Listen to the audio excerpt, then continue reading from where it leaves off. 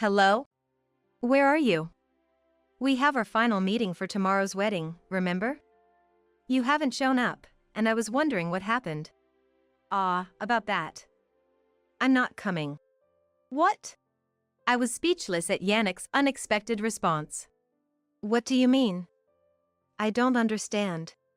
I mean, I'm not coming to your place. I've decided to call off the marriage. What are you talking about? It's incredibly rude to say such a thing the day before the ceremony, isn't it? After thinking it over, I realized marrying someone like Kristen just wouldn't work out. Being a woman and yet holding a higher position and earning more than me. I couldn't stand living with that kind of resentment for the rest of my life. Excuse me? He should have been aware of my job and status all along.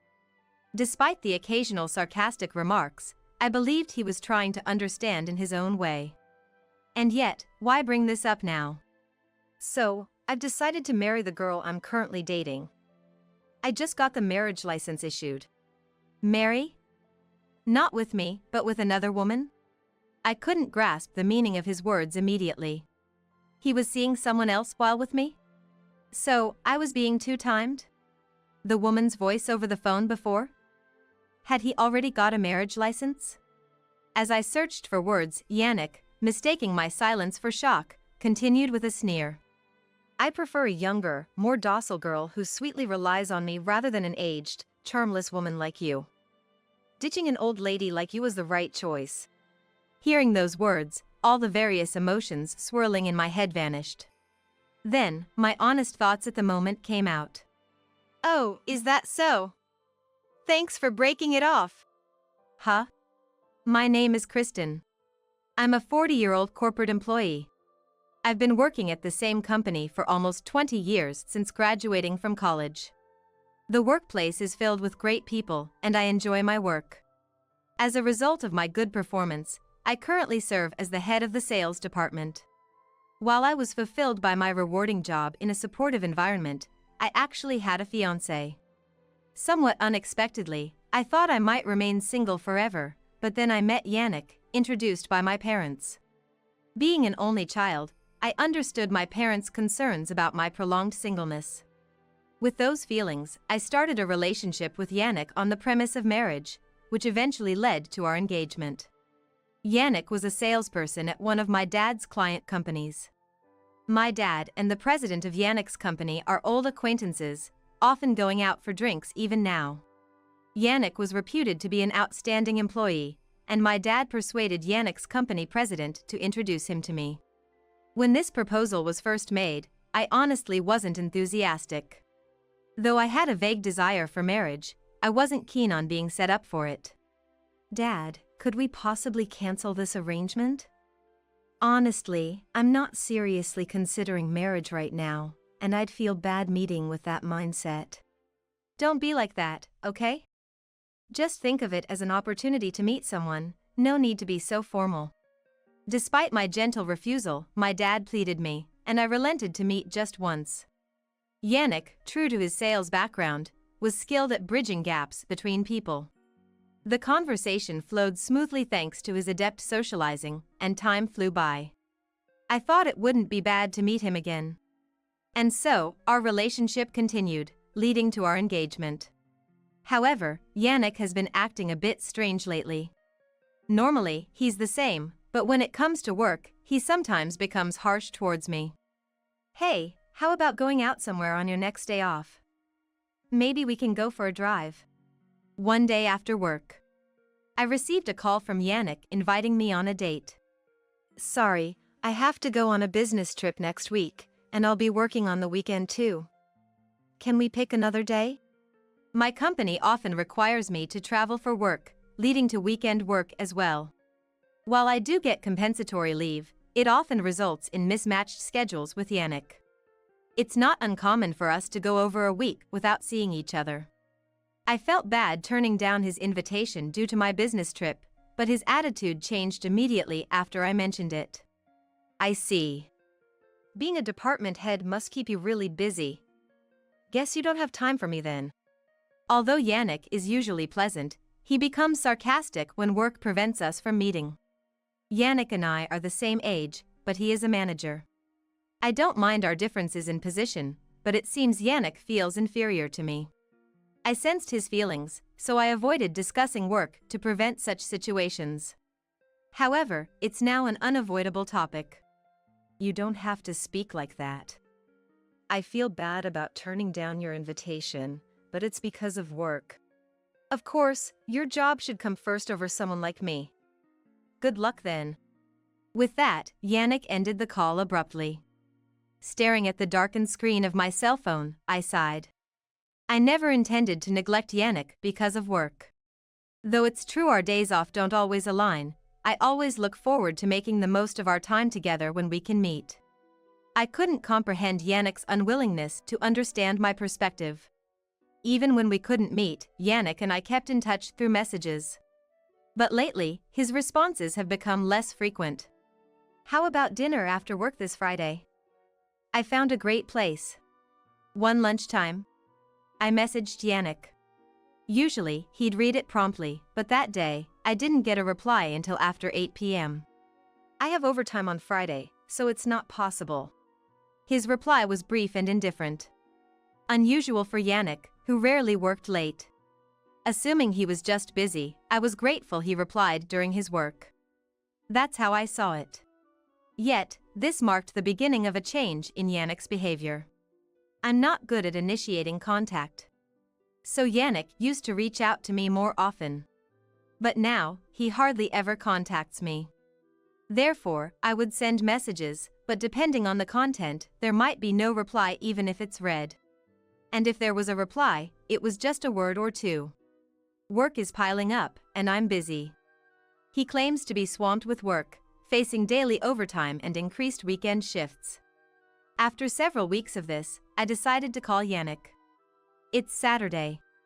Normally, Yannick would be off work too. I called several times, but there was no answer. Unable to leave a voicemail, I kept listening to the persistent ringing. Just as I was about to hang up, Yannick finally answered. What? Yannick's voice was quite indifferent. It even sounded a bit irritated. Are you okay now?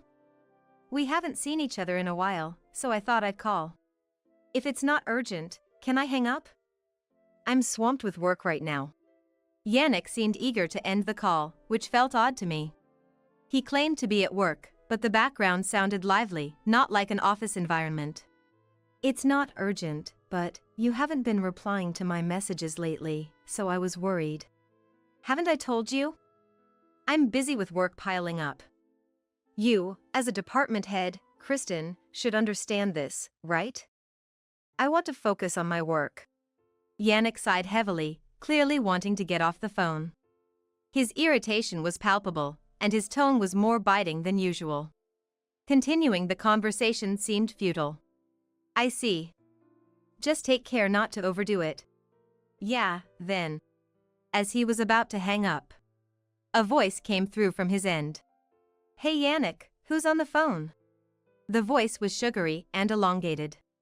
Unmistakably a woman's. Who? Before I could ponder further, the call ended. Was I mistaken? Yet, the voice clearly called out Yannick's name. Informally, by his first name. Was Yannick truly at work? My mind was filled with questions. We continued to lead our mismatched lives. Honestly, I was starting to question the meaning of marrying Yannick. Doubts had crept into my mind since our last phone call.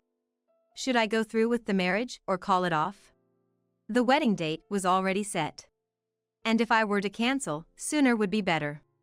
Until now, despite occasionally getting upset over work-related topics, we had good times together on our days off. Yet, our relationship suddenly deteriorated, seemingly due to Yannick's increased overtime and weekend work.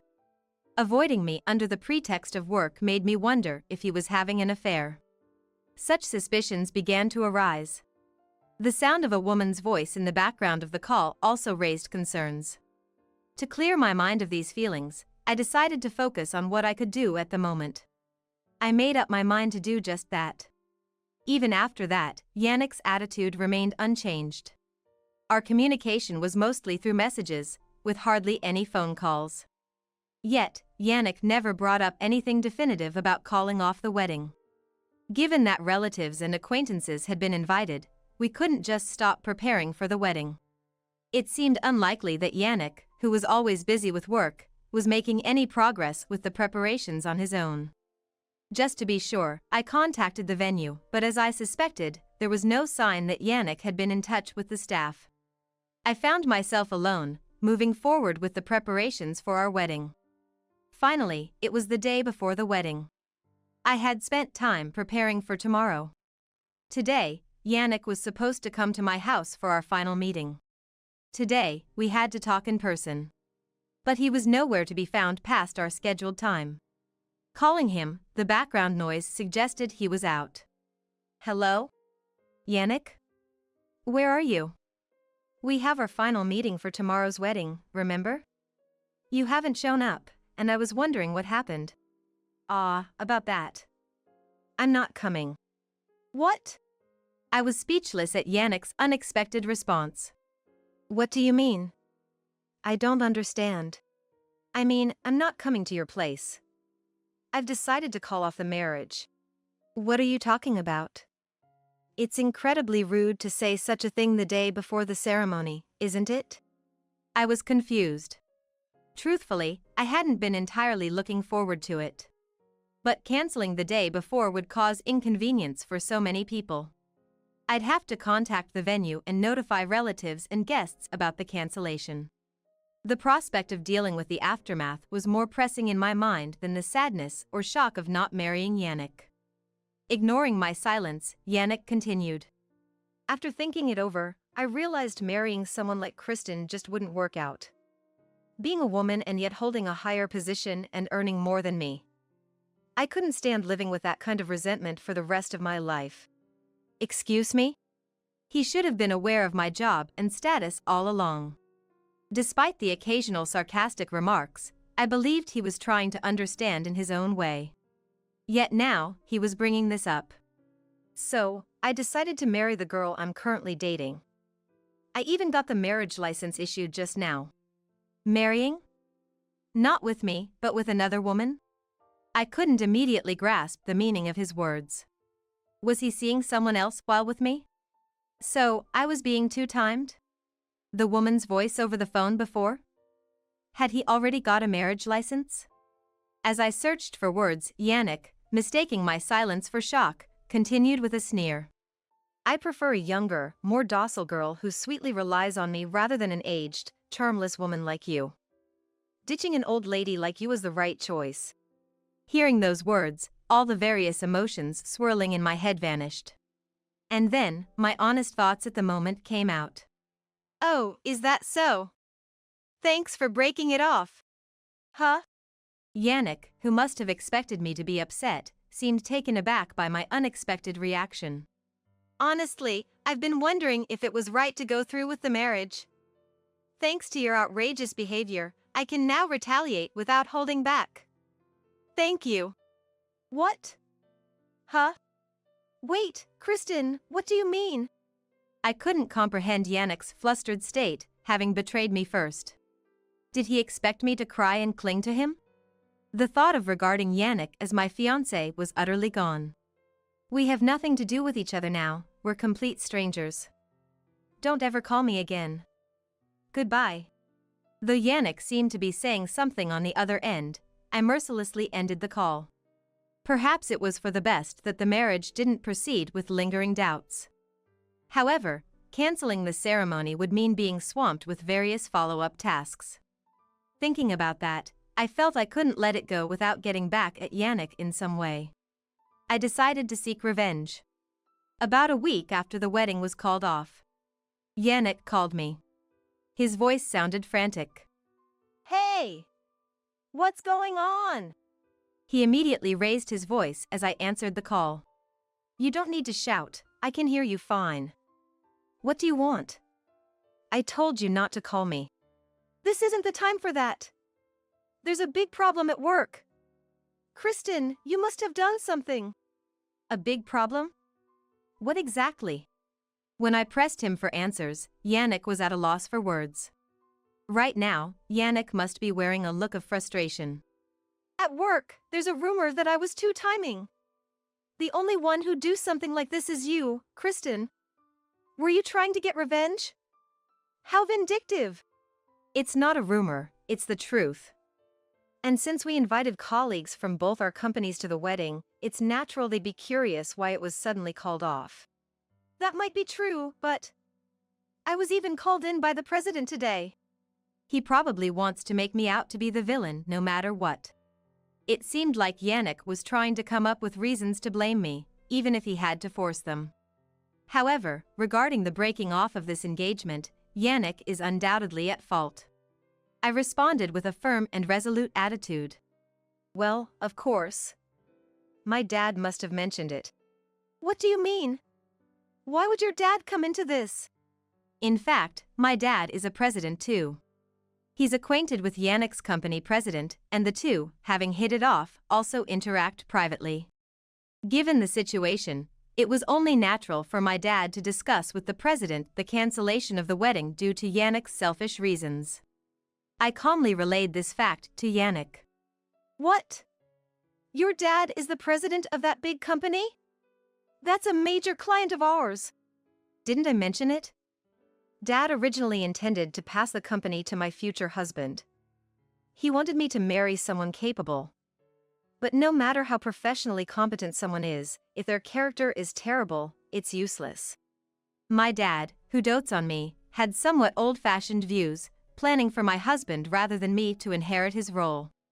Since I understood Dad's thought, I tried hard to marry Yannick. But realizing this now, the thought seems absurd, and I can't help but laugh. So, if I had married you, I could have been the next president of that company. That's no longer possible. No, it's not impossible. After a pause, Yannick, as if having made up his mind, made a shocking proposition. Kristen, marry me. What? I'll divorce my current wife. Let's get married.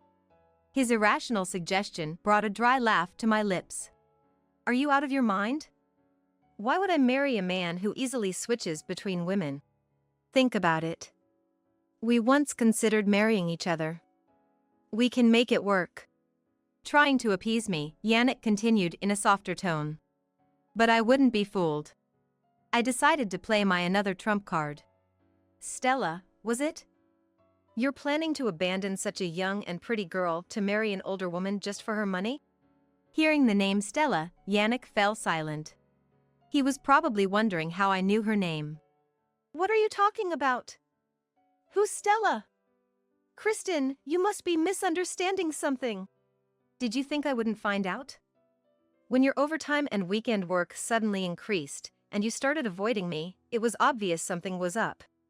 Yannick fell silent again, likely searching for an excuse. Not giving him the chance to respond, I pressed on. Your affair with Stella, the new employee at your company, was already rumored because you were so close. I hired a detective to investigate thoroughly. A detective? You did something so sneaky. Yannick's sudden outburst, after his previous attempts to ingratiate himself, was startling. You were the one who betrayed me first. Don't get angry with me. But all this sneaking around. No, this must be your way of showing love, right? You did this to alleviate your insecurities? Yannick muttered to himself, trying to justify his thoughts. You wanted to be with me, so you investigated me. I'm sorry for getting angry. I won't do anything to worry you again, so let's get married. The way Yannick twisted facts to suit his narrative filled me with dread. The thought of spending a lifetime with such a person was nothing short of hellish. Enough. I can't marry someone who only thinks about money. Too bad you couldn't marry the president's daughter and get rich. My love for Yannick, who was entirely self-centered, had completely faded. His ability to be so self-serving was almost a talent in its own right. I don't want to talk to someone who only causes discomfort. Like I said before, don't call me again. Maintaining a firm stance, I ended the call. And then, I proceeded to block all of Yannick's contact information. Keeping his contact information would only lead to situations like today. My desire to have nothing to do with Yannick had grown stronger. One day, called by my dad, I decided to visit my parents' house. While I have a good relationship with them, my busy work schedule rarely allowed visits home. Upon arrival, my dad apologized to me. "Kristen, I'm sorry. Due to my shortcomings, I've caused you pain. I apologize." It seemed Dad believed I was heartbroken over Yannick calling off the engagement. I decided to share my true feelings openly. "Don't apologize, Dad. Honestly, I'm not sad about not marrying Yannick." "What do you mean?" Dad looked up, gazing directly into my eyes. I met his gaze and conveyed my feelings.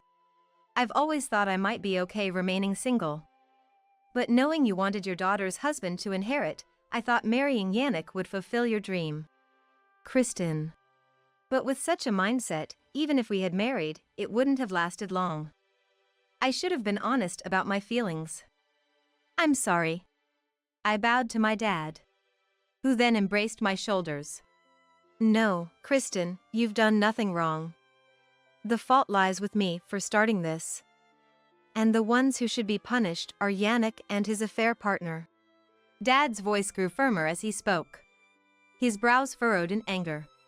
"There's a refreshing story I have. Do you want to hear it?" "A refreshing story?" "Yes.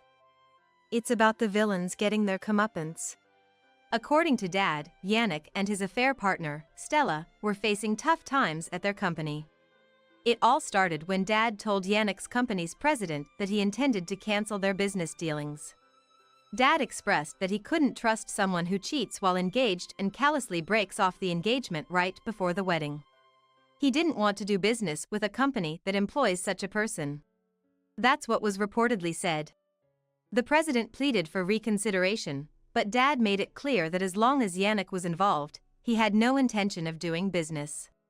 "I've known the president for many years. It wasn't my intention to sever ties over something like this." Dad sighed softly. "But that wasn't the end of it." Dad continued his story. The day after he spoke with the president, he was summoned for a discussion. What was revealed was Yannick's misconduct. Yannick had good sales performance and was highly regarded by the company. However, it turns out he was taking credit for the work of his subordinates and colleagues, presenting it as his own achievement. It was revealed that Yannick's rise to the position of section chief was not due to his own abilities. Perhaps his awareness of his own lack of ability was why he felt inferior to me. I couldn't help but feel pity for him. At Yannick's company, rumors of his affair with Stella had spread. Furthermore, due to Yannick, the company was on the verge of losing a major deal. Feeling no further need to tolerate someone who had fallen so low, Yannick's subordinates and colleagues reportedly went directly to the president with evidence of his misdeeds. As a result, it seems the president was prepared to fire Yannick. The president decided to fire Yannick and demote Stella to a less significant role with a pay cut, asking to resume our business dealings. I agreed, given those terms. Dad said, smiling at me. I had no idea it had become such a big issue. I'm sorry for causing so much trouble for you and the president. It's all right for me. But I did worry about imposing my personal issues on him. However, after apologizing, he said he was relieved to have an excuse to get rid of a troublemaker, which made me feel a bit better. I expressed to my dad that I wanted to personally thank the president again. Regardless of the situation, there was no denying that the ordeal with Yannick and me had caused inconvenience. I felt terribly sorry for the president, but at the same time, I felt a sense of relief knowing Yannick and Stella had faced significant repercussions. After parting ways with Yannick, I moved out of the house I had been living in. It was to avoid any visits from Yannick, and an incident that occurred later confirmed that my decision was correct. Yannick had been lying in wait for me outside my workplace, timing it with the end of my workday. I didn't want to see his face, but if Yannick caused any trouble, I felt safer with my colleagues around. I tried to ignore him and head home, but Yannick attempted to grab my arm. Kristen, I've been looking for you. I need to talk. I swiftly dodged Yannick's hand and, with reluctance, turned to face him. He had a somewhat haggard expression. His complexion seemed to be worse for wear, almost pallid. "What do you want, showing up at my workplace like this? It's a nuisance. I went to your house, but you've moved, haven't you? Since you didn't tell me where you're living now, I had to come to your workplace. I wouldn't tell a complete stranger where I've moved to. I just want to talk." "There's nothing to talk about. Go home." As I tried to leave, ignoring Yannick, he stepped in front of me and suddenly bowed his head. "Please, I'm begging you, help me." His action, devoid of any pride, left me stunned. This was happening in front of my workplace, a place frequented by many people. I couldn't believe Yannick would do something like this in public. "Stop it. What if someone sees us?" "I won't stop until you listen to me." "Fine. I'll listen, but that's it." Hearing my agreement, Yannick finally raised his head. "Actually, I have a favor to ask." Speaking in a subdued voice, Yannick began his plea. "The company told me to pay damages because the deal with your dad's company was cancelled. It was a major contract, so the amount is enormous. That's why I need your help." Although Dad had mentioned that the dealings had resumed, there might have been other repercussions that Yannick was now facing. In any case, I had no obligation to help him. "You have some nerve, don't you? This is all your own doing. I can't believe you'd even think to ask me for help." "But, Kristen, you're a manager, so you must be earning well, right? And even if it's not enough, your dad is a president, so you must have plenty of money, right? I thought you'd help your former fiancé." Desperate to find some way to come up with the money. He seemed to have lost all sense of propriety. His willingness to endure hardship without effort was, in a way, very Yannick-like. If the outcome was easy and favorable, that was all that mattered to him. He never considered anyone else's feelings, only his own self-centered thoughts.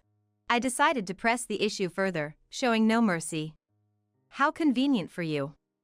Why would I lend anything to someone like you?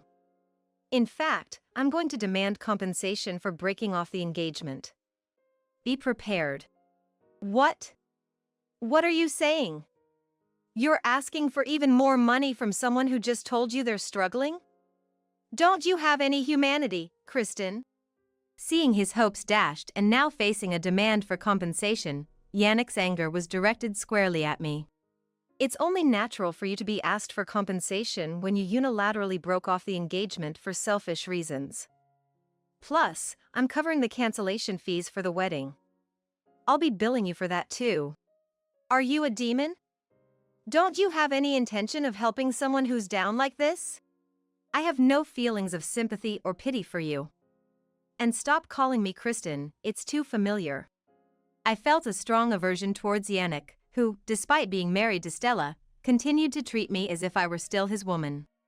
Despite my desire to sever all ties, I wonder why he insists on making me feel so uncomfortable. "But you're my only hope. If you help me, I promise it'll be the last time."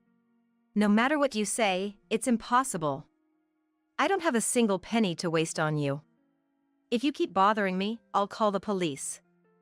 If you don't like it, disappear from my sight immediately." Realizing I wouldn't budge, Yannick, with a look of despair, walked away from me, and his figure was in dejection. This would surely sever any remaining ties with Yannick. Seeing him brought low stirred no emotion in me. Confirming that I harbored no lingering feelings for Yannick, I resolved to move forward. I heard from my dad that Yannick and Stella had resorted to borrowing money to pay the demanded compensation. Unfortunately, they borrowed from disreputable sources and were now struggling with harsh collection practices.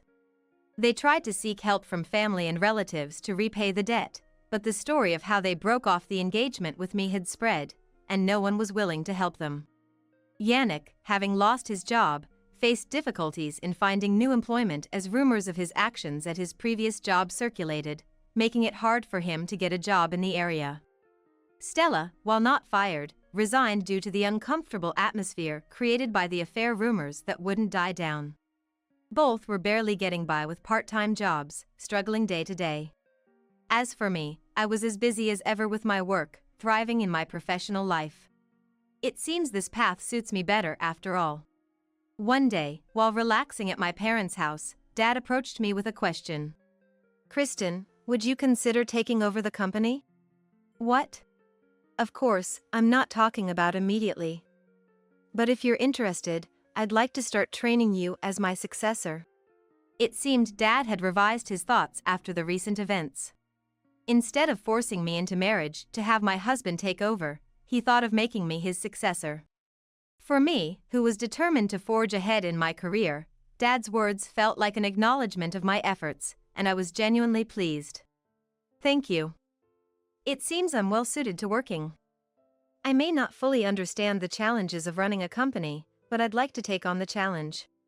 Hearing my response, Dad smiled warmly at me. "I'm glad to hear you say that. It's not something that's happening right away, so for now, continue to do your best at the company you're currently serving." Encouraged by Dad's words, I resolved to work hard and someday worthily succeed him as the head of the company.